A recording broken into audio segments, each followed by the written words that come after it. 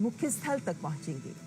तो एशियाई क्षेत्र में इंफ्रास्ट्रक्चर डेवलपमेंट को बढ़ावा देने के लिए एडीबी की बहुत ही महत्वपूर्ण भूमिका है और भारत एक बहुत ही अहम हिस्सा इस तो प्रधानमंत्री नरेंद्र मोदी इस वक्त एशियन डेवलपमेंट बैंक के प्रेसिडेंट मसात्सुगु असाकावा का स्वागत करते हुए, और यहां से जो सिलसिला शुरू हुआ है ये लगातार आगे बढ़ेगा।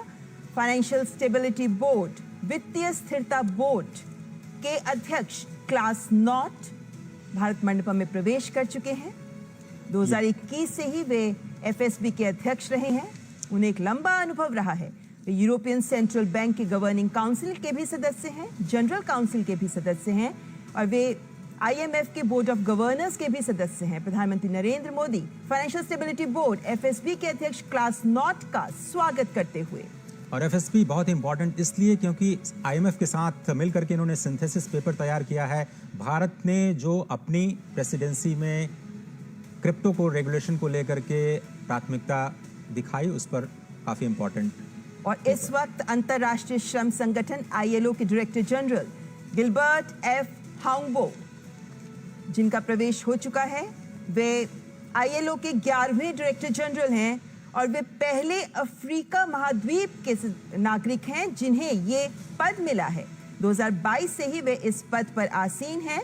अंतर्राष्ट्रीय श्रम संगठन के डायरेक्टर जनरल गिलबर्ट एफ हाउंगबो का स्वागत करते हुए प्रधानमंत्री नरेंद्र मोदी, और ये हैंडशेक बहुत कुछ बयां करता है। और G20 की अध्यक्षता में मिनिस्ट्रियल कम्युनिके और आउटकम डॉक्यूमेंट जो कि लेबर पर है उसको भी स्वीकार किया गया है। अंतर्राष्ट्रीय मुद्रा कोष आईएमएफ की मैनेजिंग डायरेक्टर क्रिस्टलिना जॉर्जिवा, जो वर्ल्ड बैंक की सीईओ भी रह चुकी हैं और 3 महीने के लिए इंटरिम प्रेसिडेंट भी वर्ल्ड बैंक ग्रुप की रह चुकी हैं। और कल हमने देखा कि जब इनका आगमन हुआ था हवाई अड्डे पर तो भारत की संस्कृति को देख वे बेहद आनंदित हो रही थी, स्वयं भी नृत्य में जुड़ रही थी। और इसी जोश और उत्साह के साथ अंतर्राष्ट्रीय मुद्रा कोष की मैनेजिंग डायरेक्टर क्रिस्टलिना जॉर्जिवा का प्रवेश भारत मंडपम में।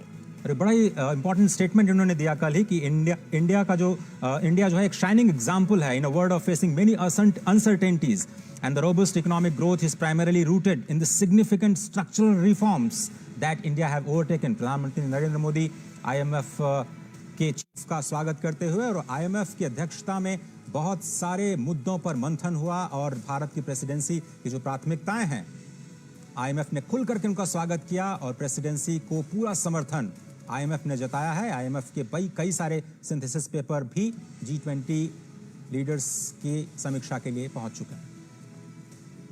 तो विभिन्न राष्ट्राध्यक्षों का पहुंचना जारी। संयुक्त राष्ट्र के सेक्रेटरी जनरल एंटोनियो गुटेरेस, जो इससे पहले United Nations high commissioner for refugees के कमिश्नर भी रह चुके हैं। 10 साल तक वे वंचित और संवेदनशील समूहों, उनके मुश्किलों को बहुत करीब से महसूस करते रहे हैं।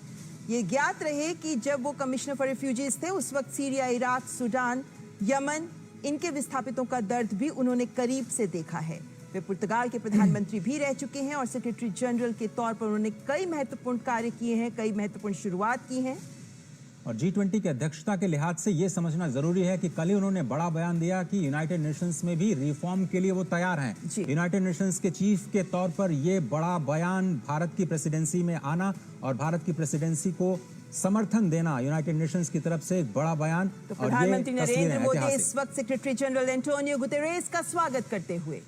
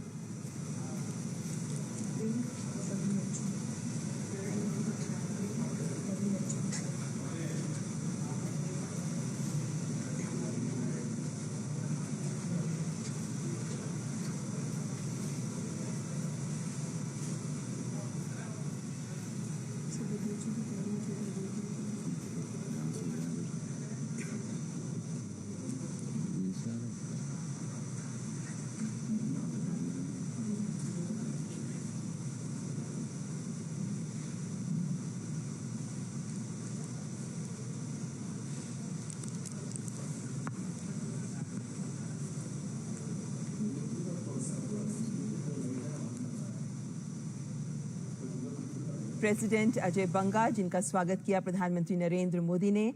वे पहले श्वेत व्यक्ति हैं जिन्हें IMF और वर्ल्ड बैंक दोनों की अध्यक्षता उन्होंने संभाली है।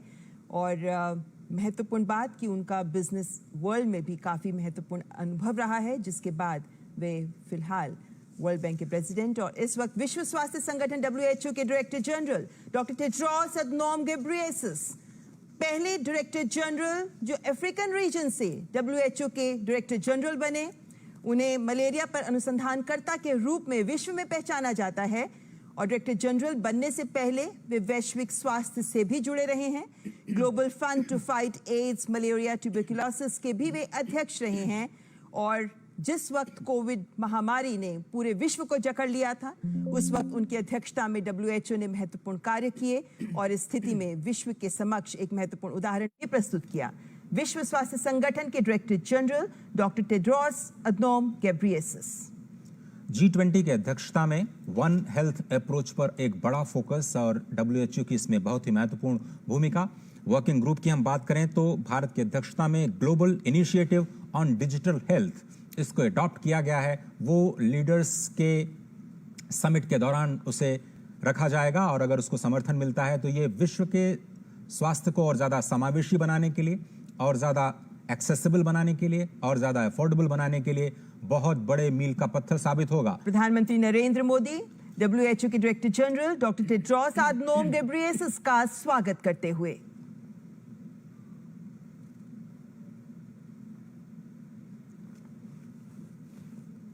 सांकेतिक रूप से लगता है कि उनका हालचाल पूछ रहे हैं प्रधानमंत्री। और अब स्क्रीन पर आप देख सकते हैं OECD यानी आर्थिक सहयोग और विकास संगठन के सेक्रेटरी जनरल मथियास कामन, जो ऑस्ट्रेलिया के वित्त मंत्री भी रह चुके हैं, प्रधानमंत्री नरेंद्र मोदी उनका स्वागत करते हुए। इंटरनेशनल टैक्सेशन और कैपेसिटी बिल्डिंग में OECD की बहुत ही महत्वपूर्ण भूमिका, उनके रिपोर्ट से बहुत ज़्यादा मदद मिलती है। और जो G20 के वर्किंग ग्रुप हैं उनको अपनी चर्चाओं को और आगे बढ़ाने के लिए बहुत ही इंपॉर्टेंट इंटरनेशनल ऑर्गेनाइजेशंस जो कि इनवाइट किए जाते हैं G20 के सम्मेलन में बहुत ही खास इनपुट्स के लिए, जो डिसीजन मेकिंग में बहुत ही अहम भूमिका निभाते हैं। वैश्विक स्तर पर मुद्दों पर समावेशी विकास को समाहित करने में बहुत ही महत्वपूर्ण भूमिका निभाते हैं। और वर्ल्ड ट्रेड ऑर्गेनाइजेशन के डायरेक्टर जनरल गोजी ओकोंजो-इवियाला, जो पहली महिला डायरेक्टर जनरल रही हैं WTO की और पहली अफ्रीकी नागरिक जिन्हें WTO की अध्यक्षता मिली है। गोजी ओकोंजो-इवियाला जो ग्लोबल फाइनेंस एक्सपर्ट हैं, इकोनॉमिस्ट हैं, Asia, Africa, Europe, Latin America, north America में काम करने का इन्हें 40 वर्षों का अनुभव रहा है और अंतर्राष्ट्रीय विकास के विशेषज्ञ इन्हें माना जाता है और फिलहाल WTO की अध्यक्षता संभाल रही हैं।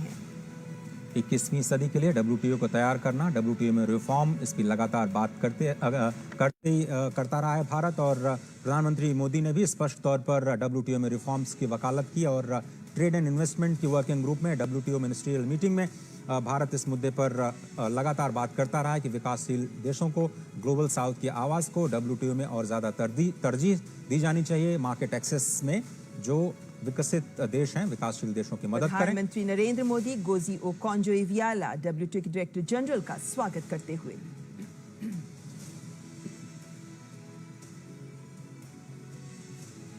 इस वक्त अंतर्राष्ट्रीय संगठनों के अध्यक्ष जिनका आगमन हो रहा है और अफ्रीकन यूनियन, अफ्रीकी संघ के अध्यक्ष कोमोरोस के राष्ट्रपति अजाली असुमानी इस वक्त मंडपम में प्रवेश करते हुए अफ्रीकी संघ, जिसको इस शिखर सम्मेलन में सदस्यता मिल सकती है, प्रधानमंत्री नरेंद्र मोदी अफ्रीकी संघ के अध्यक्ष अजाली असुमानी का स्वागत करते हुए। और जिस तरीके से गले लगकर गर्मजोशी के साथ हैंडशेक किया जा रहा है, ये बताती है कि अफ्रीकी संघ को G20 शिखर सम्मेलन में सदस्यता मिलने के आसार पूरे हैं। बिल्कुल, ये बड़ी खबर आ सकती है दिल्ली डिक्लेरेशन के बाद कि अफ्रीकन यूनियन को शामिल किया गया है। बहुत ही इंपॉर्टेंट स्टेटमेंट शायद दिल्ली से निकल सकता है। अभी तक अंतर्राष्ट्रीय संगठनों के अध्यक्ष जिनका स्वागत हो रहा था और अब आमंत्रित देशों के प्रतिनिधि और अध्यक्ष, राष्ट्राध्यक्ष जिनका स्वागत करेंगे प्रधानमंत्री नरेंद्र मोदी। और इस वक्त स्क्रीन पर आप देख सकते हैं ओमान के उप प्रधानमंत्री सईद असाद बिन तारिक अल सईद, जिनका आगमन मंडपम में। ओमान की कैबिनेट में सुल्तान के बाद दूसरे सबसे वरिष्ठ अधिकारी उप प्रधानमंत्री ही होते हैं और ऐसे में अपने देश ओमान का G20 में आमंत्रित देश के तौर पर प्रतिनिधित्व कर रहे हैं ओमान के उप प्रधानमंत्री। अतिथि देवो भव की अवधारणा को जमीन पर उतारते हुए भारत मंडपम में G20 की अध्यक्षता और शिखर सम्मेलन से ठीक पहले सबसे पहले अंतर्राष्ट्रीय संस्थान और उसके बाद अतिथि राष्ट्र, उनका स्वागत, ये हमारी परंपरा और बहुत ही इम्पॉर्टेंट इन अतिथि देशों का G20 की बैठकों में शामिल होना एक ग्लोबल इम्पॉर्टेंस उनके लिए। तो प्रधानमंत्री नरेंद्र मोदी ओमान के उप प्रधानमंत्री सईद असाद बिन तारिक अल सईद का स्वागत करते हुए फॉर्मल फोटो ऑप और आमंत्रित देशों की फहरिस्त में बांग्लादेश की प्रधानमंत्री शेख हसीना, जिनका आगमन हो गया है। बांग्लादेश हमारा बेहद करीबी पड़ोसी देश। कल ही प्रधानमंत्री की बांग्लादेश के साथ द्विपक्षीय वार्ता भी हुई और प्रधानमंत्री शेख हसीना और प्रधानमंत्री नरेंद्र मोदी के बीच इस द्विपक्षीय वार्ता में पीपल टू पीपल कॉन्टैक्ट को बढ़ाना, कमर्शियल लिंकेजेस को बढ़ाना, कनेक्टिविटी को बढ़ाने पर बात